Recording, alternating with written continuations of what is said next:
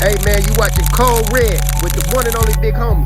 My big homie, KD. It's up there and it's stuck there. Boom!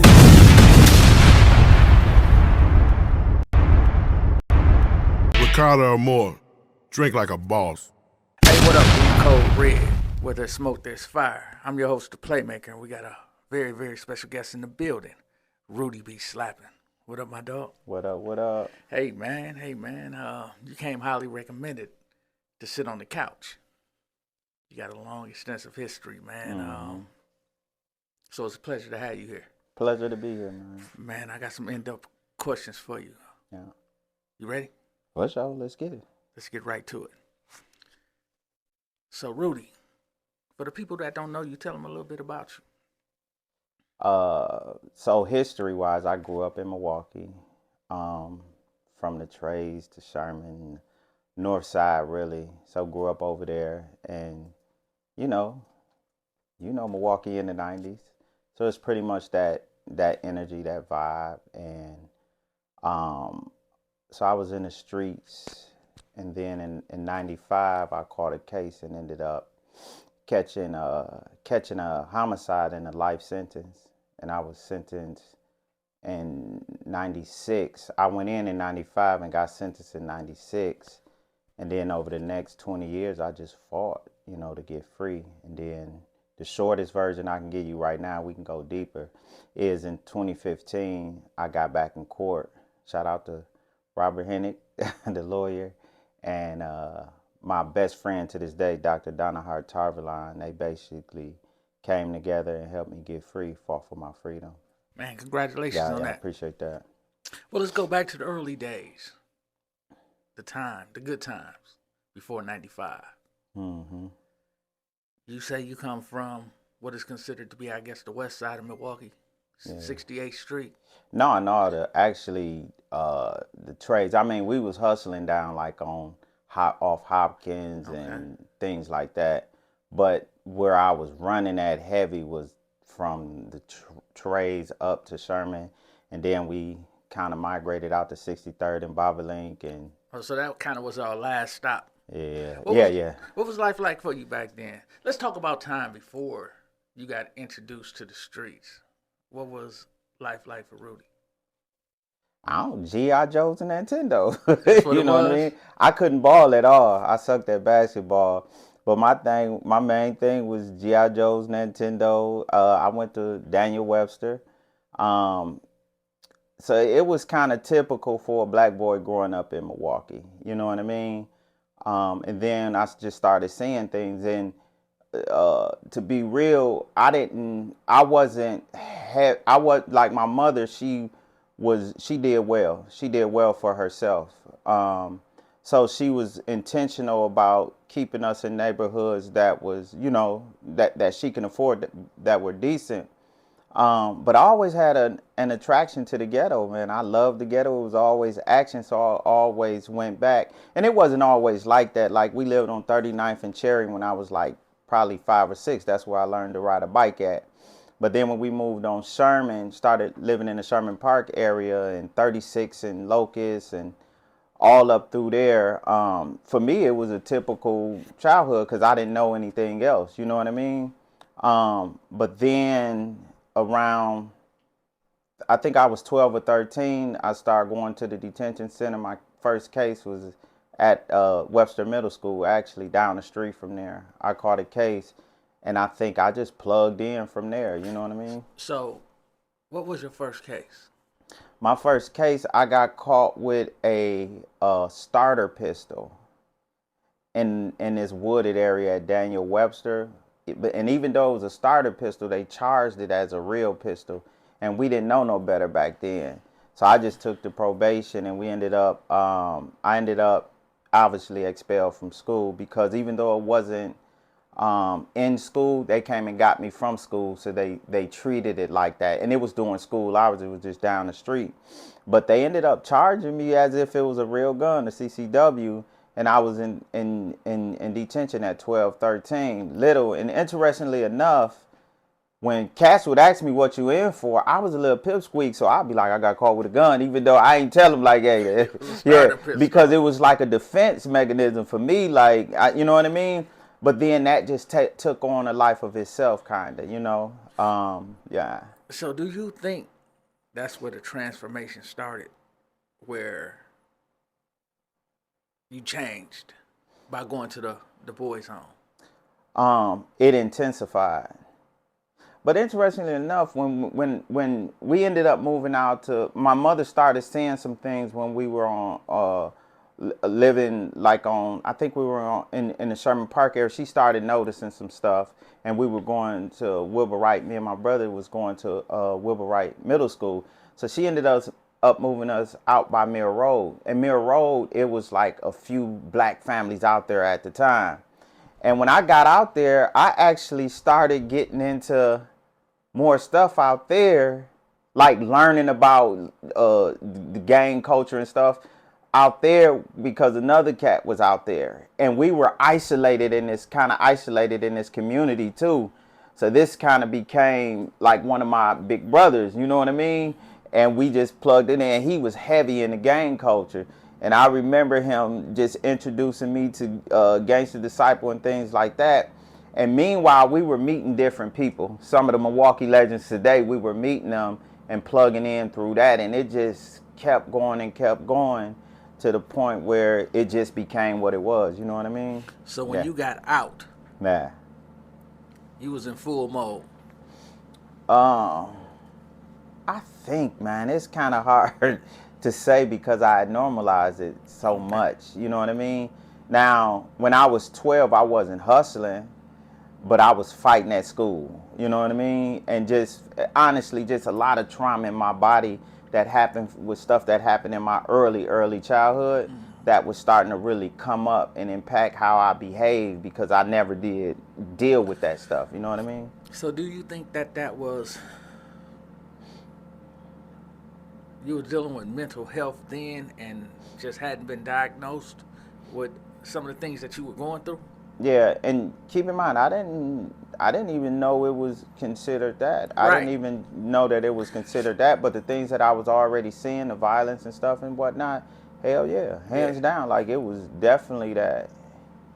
And it's interesting because since I've been in, when I moved to Madison, like when things would happen, like if a student lost his life and things like that, what I'm kind of fascinated by, but I support a part of the work that I do, is when things happen, we check in with the young folks and make sure they good, like real check-in, mental health checks and stuff like that.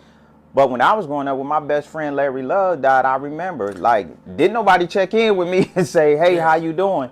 And I couldn't even imagine going back to school. That was when I dropped out of school, and that was a couple years later. But it was those moments where, when you talk about undiagnosed trauma, like those were the moments that it was it had became so normal that I didn't even think nothing was wrong with it. I just thought it was kind of like the way of life for us, you know. So let's move forward, man, to how did you get introduced to drugs? Did it come along with the gang life? Yeah.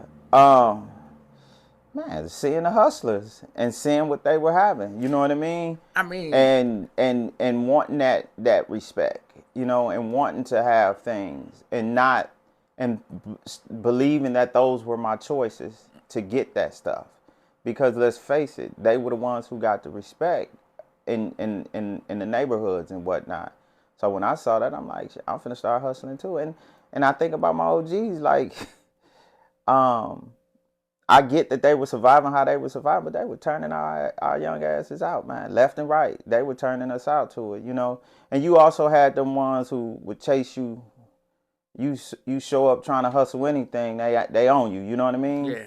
But then you had those ones that will pull up. I remember one situation, some folks pulled up on me. One of the legends pulled up and just looked at us and say, so y'all want to sell some drugs? You know what I mean? And I think about that moment because back then I thought like, oh, he was embracing us. But like in retrospect, he was that age where he knew better, you know what I mean? And then also that's all he knew, you know? So I think about that guidance piece and not being properly guided. So when the dope game came in, it was just, let's go get it, you know what I mean? Yeah. And we got to it. Man, then 1995 arrives. The worst day of your life. The worst year, you said. Yeah, at the time, yeah, boy. And it's crazy because, you know, we was hustling good, you know, or quote unquote good.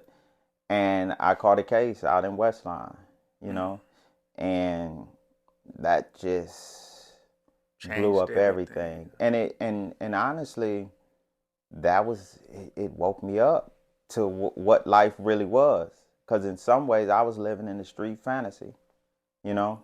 You begin to believe like like in the Gotti effect, like Yeah. you know what I mean. But boy, when you get in front of that judge and they say, "Hey, you facing life," boy, that hits you. Well, not only facing life, they gave you life. Yeah, they gave me life. So, how old were you?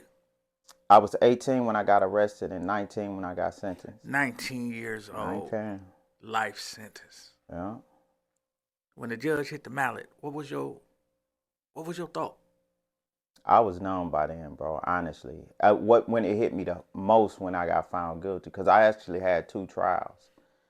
In the first trial, I was on my way to the crib. You know what I mean? And they pulled whew, like I said, woke me up to what the system would do. You know, second trial, I don't, man, listen, folk came up all kind of strange stuff, but when they read guilty, that's when it hit me. By the time sentencing came a few months later, I had to prepare myself to to to to to for the second stage of the struggle, basically, of the fight for freedom. You know what I mean? Right. So I knew what I was getting. It was inevitable because I got found guilty of first-degree intentional homicide. So that's automatic life sentence, and they punish you because I went to trial. You know, if I wouldn't have went to trial, then they had more. The judge had more discretion. But once you get found guilty of first-degree intentional homicide, automatic life. But it was a competition amongst judges of being the toughest on crime back then. So not only did they sentence me to life, they sentenced me to 5 years uh, consecutively. So after the life sentence, then I had to serve the time of the 5 years. So you know how that would have ended. Yeah. Yeah. You know what I mean? 19 years old, entering gladiator school. All the stories that you heard, you had to be faced with now. Your first year had to be rough. First year, emotionally, psychologically, like it was. I think about the times my mother would write me and I couldn't read her letters while my cellmate was in the room because I would be so emotional. So I wouldn't even read them letters because I felt like I also had to wear a mask, you know. But my first year was in Portage. And again, psychological violence in Wisconsin prisons is real. We don't really have like the knives. We fight, like, but it's not like Illinois or California. And personally, I appreciated that because I didn't want to. Well, I'm gonna survive. I'm gonna adapt. But I didn't want to. You know, I was trying to get out. I wasn't trying to like put nobody down and have to stay forever. So, but that first year, it was just deep psychological turmoil. You know what I mean?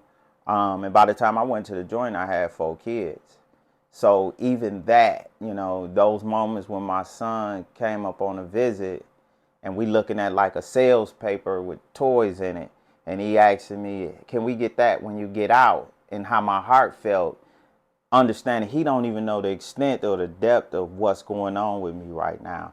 So it was those moments when I say it hit me and started to wake me up.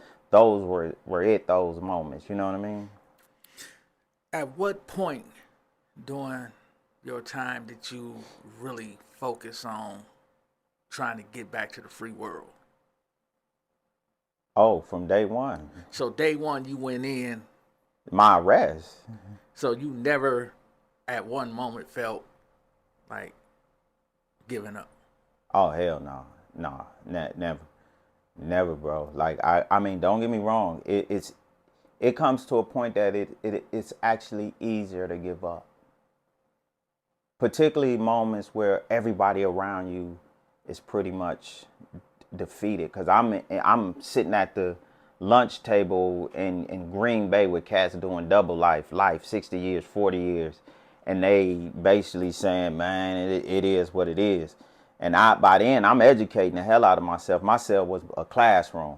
I read fanatically because I had to make sense of, like, how the hell did I get here at 19 years old with a life sentence? You know what I mean? And the more I read, the more it gave me strength and energy, particularly when I started reading about our history and what our ancestors went through. And it gave me less of an excuse to surrender to what I was going through. It actually gave me a strength, like, you know what I mean? They went through stuff on plantations that was quadruply worse in so many ways because they had the physical and the psychological violence. You know what I mean? Mm-hmm. And that talked to me from like deep within the spirit and gave me a strength and resilience to just push. You know what I mean? And that was my stand, pushing. At that time, 19 years old, you had to be really focused because the group of people that you were surrounded by were people your age, but wasn't of like mind. Yeah. So, how did you just handle that by being so confined with the people that don't think like you? It was gradually. It was a gradual transition. Don't get me wrong. 19, I was still a hothead. Like that first year I was in Portage, it was laid back, physically, but psychologically it was what it was. I want to make that clear. That violent piece is psychological.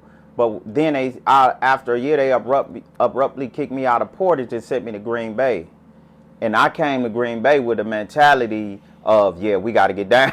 I got to get down now. So I was sort of in between, like trying to educate myself, trying to make sense. But I would go at the drop of a dime. You know what I mean?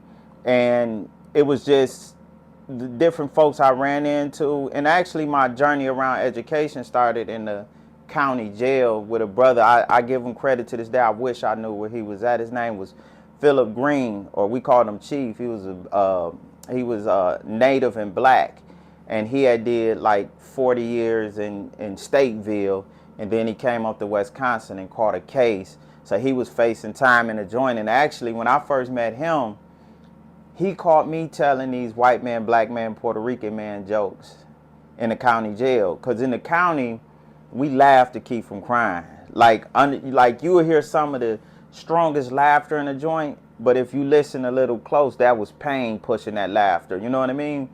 And I don't know where I got these jokes from, but I was telling these jokes, and he just brushed up on me and was like, "What do you notice about them jokes you telling?"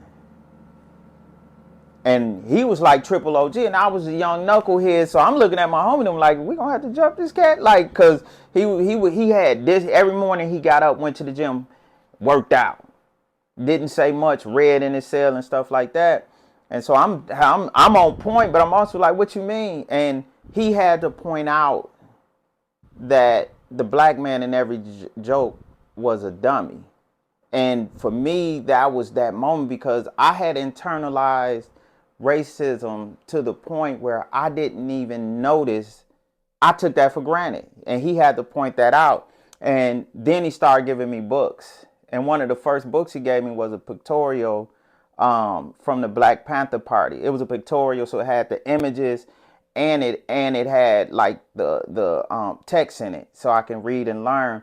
And he just started giving me like some guidance, some mentoring. He helped me fall in love with the dictionary, like never skip over a word you don't know.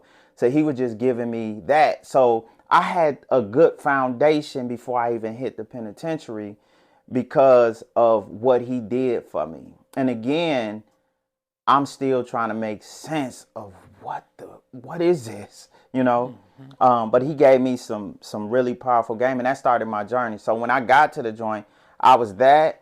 but I was also like, I'm gonna survive this environment. You know what I mean? So it was that conflict happening all the time. But then eventually I found stability. And every once in a while it was the joints that you had to come out and get down sometimes. You know what I mean? But for the most part, it reached the point where that's all I did was study and figure out a way to get beyond. Then I started writing. You know, I wrote books and things like that. And later I would get them published. But that was my focus. That's what I began to really mature and grow into my manhood, you know? How much time had you done before you start to see the daylight, that you knew that it was almost time for you to come back? Bro, listen. So it was 2 decades. I was 20 years in. No, I was 19 years in. And we had filed to the courts. And it was, interestingly enough, it was around the time where I had published my first book. And it was a brother in another joint had read my book and was like, Rudy still locked up for this? I was out there that night. And we're just about to file my motions to the courts. And this is 2014. I think 2014. Yeah, I was in Fox Lake. So I threw that I threw that letter, the envelope, in a brown envelope, and shot that to my lawyer. Around the same time, another brother, he came up from Racine, but he was out there that night too. My investigators spoke to him, and they told the same story. So we put them down as affidavits on top of my legal argument with all of the prosecutorial misconduct. So all that was happening. So that was like, ooh, because over those years prior, it was ups and downs. But that's when it started feeling real to me. And once that happened, actually, we filed and they granted what's called an evidentiary hearing. In Milwaukee, we don't get evidentiary hearings because usually the judges stamp whatever the DA did to us. And the outside counties, they get evidentiary hearings. And the evidentiary hearing is basically saying you have enough evidence. A judge is saying there's enough evidence on this case to come back down just to argue it. But usually what the judge is really signaling is to the DA's office, y'all might want to resolve this. You know what I mean? And so when I got that evidentiary hearing, I'm like, they granted me the evidentiary hearing. So I'm like, okay. And then in between the evidentiary hearing and the court, between that decision and the court date, bro, they called me up to the office in Fox Lake. It was like, where you want to go? And I'm like, what?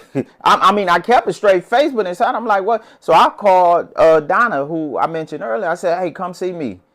Because I was like, these folks let me go. Like, and it's crazy. But what I didn't know, my lawyer was already ahead of it in case they let me go at my court date. He was ready. He didn't want me to even go back up north. He wanted me to leave the Milwaukee County Jail. And that's what eventually happened. We went to the court. We had the court date and the judge. By then, the judge and the DA, they worked out. The DA wanted to resolve the case before it got before the judge. So my stance was, what's going to get me immediately released? So they offered 20 years, and I was already in for 20 years.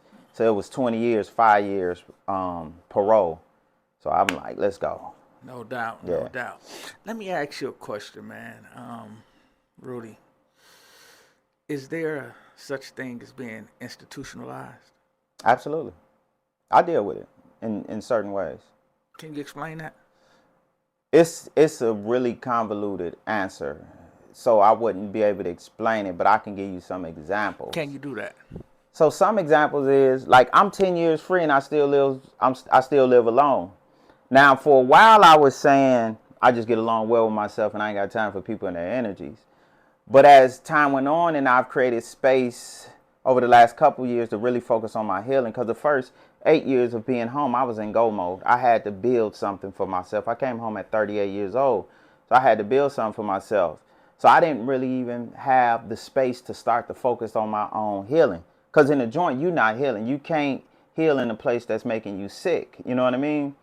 So the last couple years, that's an example. Then there's funny moments when I got my first house and my mother came up to visit me. And I got her set up in the room, and then when I was walking out, I was closing the door. And she like, what you closing that door for? Up until that point though, bro, even in my own house, every night I was still closing my bedroom door. I'm there by myself and everything. So it was those moments of when the homie came to visit me, and he looked in and he saw my shower shoes in the bathtub or in the shower. You know, in the joint we shower with our shoes on, ready to go. You know, so it's those moments. But it's also, I think, we trick ourselves into believing freedom is the panacea or the cure-all. Once you get free, everything gonna be fine.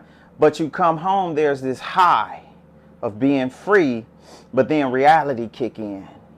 And when the reality kick in, you have to stand a man. And if you don't, you will begin to unconsciously try to find something else to depend on, because let's face it, in a joint, you depending on the state for your food, your shelter. You see what I'm saying? Mm-hmm. So it was important for me, for example, to leave Milwaukee to get on my own. You know, because when I came home to Milwaukee, I came home to my own house upstairs from my OG, because she had a duplex. She owns a duplex. And it was those moments where I had to I broke away for other reasons too, but it was those moments where I had to break away and really just find my way in the world and not be dependent on anyone. You know, there's an interdependency as human beings living in the world. But what is it to stand a man after 20 years of people basically telling me when to eat, where to go, when it lights out, and me not really earning my housing, not really earning my food. You see what I'm saying? So it was those moments, and what prepared me was I used to interview brothers like now you interviewing me. I used to interview brothers who came back to the joint. Now they didn't know it was an interview, but I wanted to learn every reason why anyone could make it back to the joint, because I told myself when I had my time, I wanted to know what to be cautious of, what to be aware of. So I said, a lot of brothers would judge them because, man, y'all back in the joint, because we was all doing major time. But for me, bro, I'm like, man, I'm finna sit with these cats and see, because I'm susceptible to the same stuff. Yeah. So I used to sit when I took all that in, and it has helped guide me. So what was the number one reason for their return upon your investigation? I hate to say it with women in the room, so I don't want to sound like a misogynist or anything, but the wrong relationships. Like, I think that was part of it. And also, it was a lot of pride moments too. Because in a joint, you okay with asking people to send you stuff because your hands is tied. Mm-hmm. You can't take care of yourself. But when you come home, and you can be proud, like, yeah, I'm finna go home, for example, to my girl crib. She got a crib already set up. And she home, she got some expectations for you now. Mm-hmm. You're not just finna sit up and lay up and do nothing.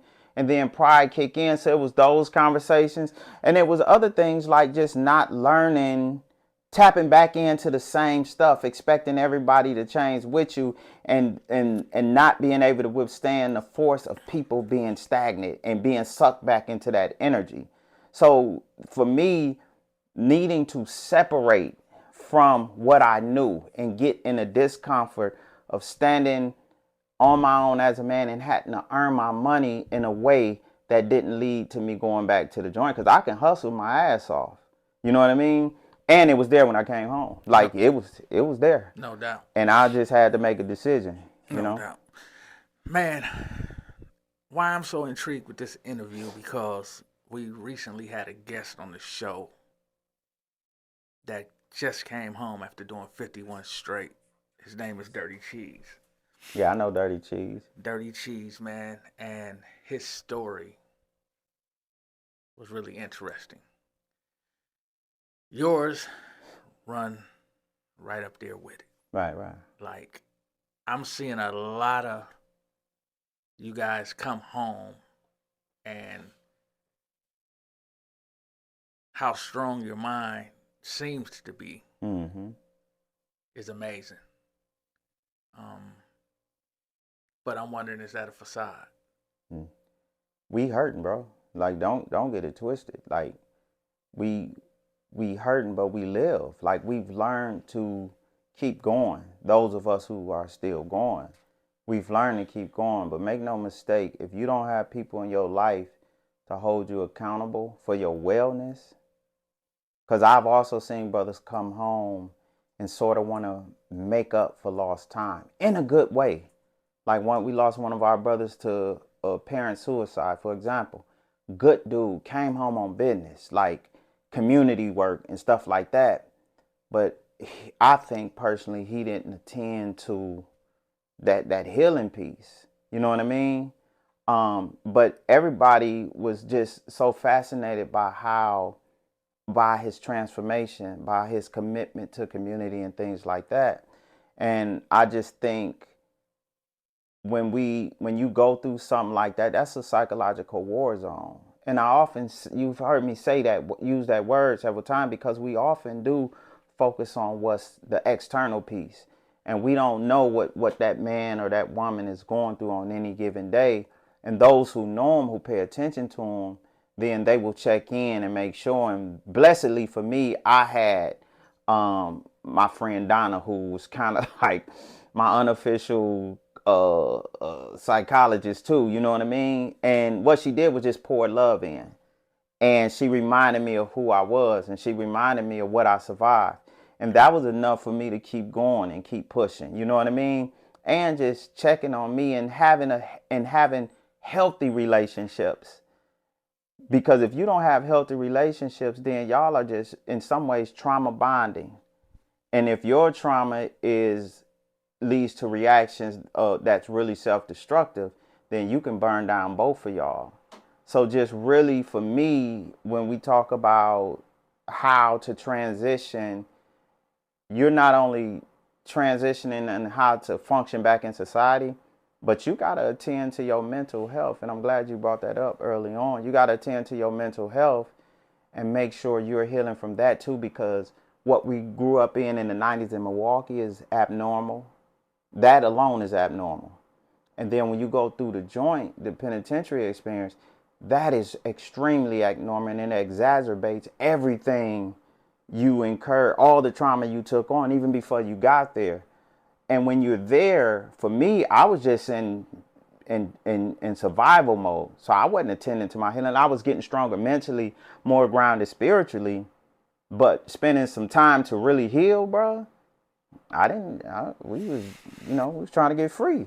Man, with your conversation and the work that you do, I definitely want to introduce you to some people, particularly a lady named Deslyn Smith at UGHI. Mm-hmm. I think that the work that you do and the work that she does in Milwaukee and you being in Madison can kind of make a difference in Definitely. two places. Let's get it. Let's get to it. Man, you definitely have a story of survival and redemption and success. Let's talk about what Rudy got going today. Let's talk about the rebirth. Yeah. Let's talk about it. Let's Tell me. get to it. There's so much to it, man. I mean, well, today when I came home, I started working in the school district. oh, really? Yeah, I came home and my stance was, my time at the joint, only thing I would be as a tutor or a librarian. Because with the library, I just had access to all the books. Like, you know what I mean? But then as a tutor, the tutor taught me how to be a teacher. Because part of my role and something that I took on, that was modeled by the Brother Chief, was I wanted everybody to fall in love with learning and education and become aware, because our ignorance is most weaponized against us. You know what I mean? More than anything else, I believe our own ignorance. If know if I got choices and don't know I have choices, I'm gonna make a lot of bad choices. You know what I mean? So part of my my revolutionary act was to turn everybody out to learning. Anyone and being a tutor, I was in position. And oftentimes it started with a conversation about music. I grew up on Tupac. A lot of these young cats started coming through talking about Boosie was better than Tupac. So that started a debate. But the beautiful thing about Tupac, he has this rich history.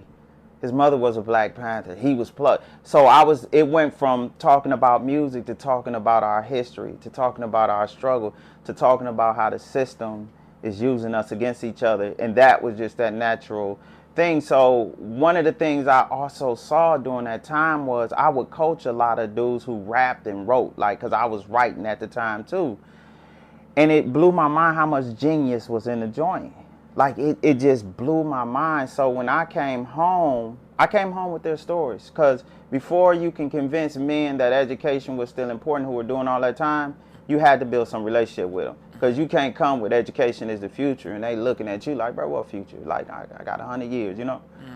So when I came home, I was more centered on getting into the prevention work than the intervention work. So I didn't go to prison reform and stuff like that, even though I could have went there and I still supported. But my thing was I wanted to get to in education because that was like ground zero in a lot of the stories that I heard. Right. So I entered the Madison school district and I started at a high school, and within 2 years I was at central office, like supporting the teachers' professional development. You see what I'm saying?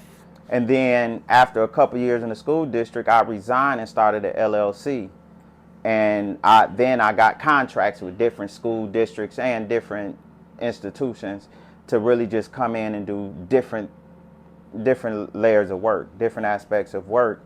And then in 2002, I started co-founded a nonprofit. And that work allowed me to support those spaces that didn't necessarily have the funding. So most of that work right now today is centered on me going into like the detention center and working with the youth. But then with the LLC, it's more focused on a lot of the adult work, professional development and things like that. Okay. I mean, so I wasn't officially a teacher. So I didn't enter the classroom when I started at the high school. Mm-hmm. I was considered a community liaison for their peace room. Okay. You know what I mean? And when I entered the school system, my mindset was I got to get in and mentor young people. But when I got inside the school system, I realized it's the adults. Yeah. Like, God, what is going on? Because they wasn't seeing these young folks. And they were policing these young folks. And they were having all this bias in their heads towards these young folks. So the shift kind of immediately came, and all that studying I did, it just came into play. You know what I mean? And a lot of times folks were fascinated, like, how the hell you know this stuff? Man, I've been in school for 20 years. Like, you know what I mean? Yeah. It just kicked in. And it was a mutual thing because it was a lot of stuff I didn't know. I remember sitting in my boss's office at Memorial High School here in Madison, and him asking me to share an email. And I'm in the office and unable to share email because I didn't know technology. I didn't have access to that in the joint. You know what I mean? Mm-hmm. So, but what I did, I went home and got on YouTube and ain't got off it since. YouTube was my university. You know what I mean? Mm. So it was those things. It was not just me showing up. It was I was building mutual relationships where I was learning beyond books that I studied and how to really be hands-on with technology. Now I'm a nerd, like straight up tech nerd. You know what I mean? And then since I've been home, I published 4 books. I've published 3. I published 1 before I came home. So still working on that, still working on my memoirs. And then I always loved music. And I've always supported my people who did music, all the way back to Seven and Cuckoo. Like, you know what I mean? But in 2000, when the pandemic hit, I was in the crib. I worked in education, and everything was, you know what I mean? So I just started making beats during the pandemic, and I'm one of them minds, I get obsessed, I'm gone, you know what I mean? And that's how the whole beat making thing started. Well, it actually started when I first got to Madison. I started going to MMI, but thing turned into a scam. So within like 3 months, I was out of there. They shut the school down and everything. So I had a little bit of studio equipment, but it just sat dormant for, you know what I mean? But then I'm in the crib. So I just started and I ain't stopped. Every day I'm in the studio. I done built one and everything, bro. Man, you're a school teacher, a liaison, Yeah. a poet, a published author, Mm-hmm. a producer. You did all this since you came home. Mm-hmm. What's next? I don't know, man. That's why I'm at. That's why I'm at the place. I take a lot of trips to Atlanta. I would be there if a couple people wasn't still in Wisconsin. But I'm at that place now. I'm just in the learn. I'm constantly learning, and I think even with the music, it's shifting majorly. Like it is a major shift happening, and I'm trying to figure out where's my highway that merges all these things that I do, and make it make sense. You know what I mean? But this stuff all feels fresh to me. 10 years free, man, and I still wake up like, damn, this is beautiful. You know, I don't. It's not like, you know, you go through the ups and downs, the relational stuff with your family and things like that. But like, bro, I love being free and I love being able to learn. I love being able to inspire people and support people who don't take it for granted. You know what I mean? Absolutely. But who know how to embrace it. That's who I was in the joint, where I would just find cats that were like down on their luck and just try to give them some inspiration and some hope. And that's where I'm at out here. You know what I mean? But out here, it gets a little tricky because everybody don't understand love, bro. They don't, man. And it gets really tricky out here.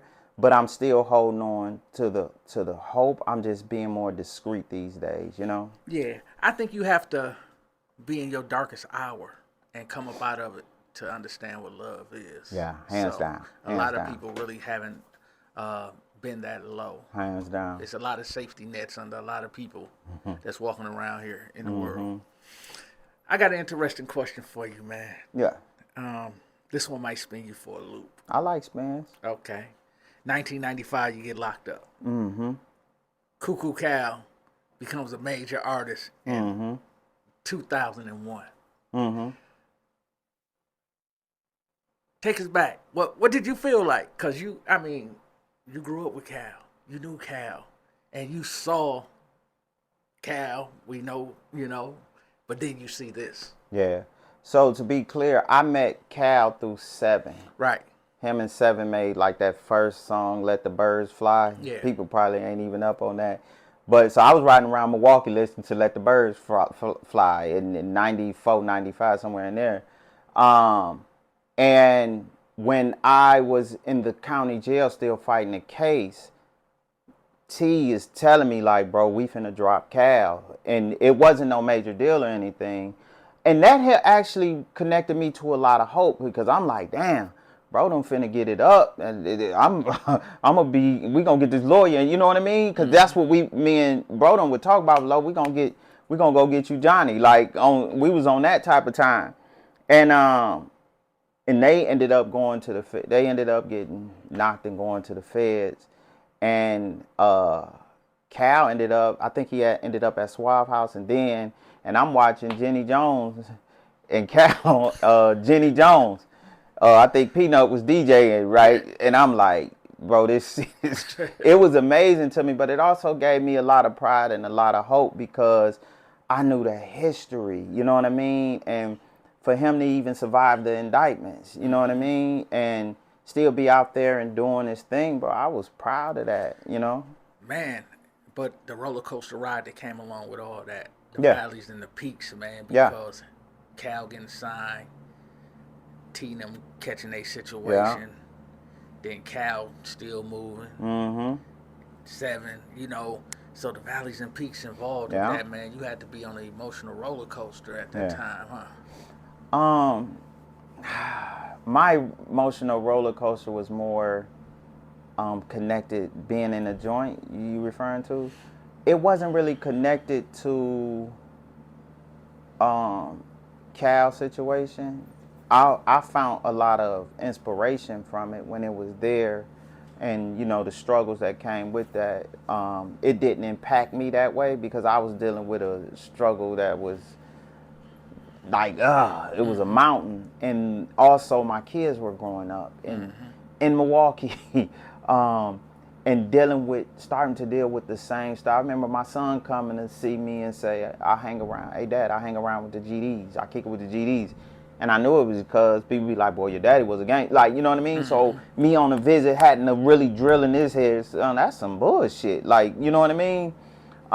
So I was dealing with that stuff. So on the one end, it was inspiring me to become a better man, even though I was in the worst circumstances, because of it was guilt driven and shame driven too, but it was also me discovering in love. But that was the roller coaster for me. The roller coaster was having this lawyer about to get in court, and then this lawyer pulling some BS and just disappearing on me, and we done gave him the money, but once he got the money, all of a sudden he ain't showing up like he used to when he didn't have the money. That was the emotion.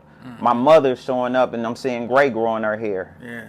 That was the emotional roller coaster. You know what I mean? Man, it's crazy. I just learned about stigma yesterday. Yeah. You know, so when you talked about a few sentences ago, you was talking about how things was driven. The stigma of everything that was going on. Yeah. The shame. Yeah. Hurt. Yeah. Rudy, man, this has been a very enlightening conversation. Man, I wish you continued success. I appreciate that, man. You too. Man, and I want to thank you for coming sitting with me on the couch today. For sure, man. Again, you came highly recommended, man, and I'm blown away by your story. Yeah, thanks, man. Appreciate it. So, thank you for coming on Code Red. Where there's smoke, there's fire. I'm your host, the Playmaker, and this is Rudy B Slappin. And we out. Salute.